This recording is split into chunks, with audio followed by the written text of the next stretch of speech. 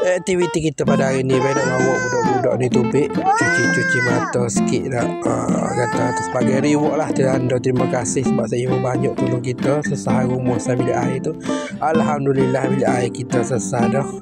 Jadi kita bawa pupuk dia. Kita kata nak makan gapo ni boleh ambil sore-sore. Jadi pakak pilih lah. Anak posu tu nombor 3 tu nak makan apa ni, air deterjen. Anak nombor 2 nak makan udeh. Jadi kita ambil dah udeh sikit, bagi ke dia rasa-rasa nak makan udeh. Kita boleh belanja gini nak belanja lebih-lebih kita tak ada. Jadi kita belanja ala kadar saja. Jadi nak ambil ke kerai tu, tapi kerai tu tak boleh nak makan muka dia ke atas Jadi kita ambil udeh saja dulu lah, buat ubat dulu. Jadi tukar dengan apa ni, potato.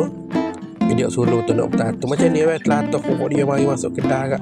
Waktu kalau nak pergi majlis ke apa-apa ada urusan nak bawa. Bini kita ni dia nak selipar, jadi dia ambil selipar lah.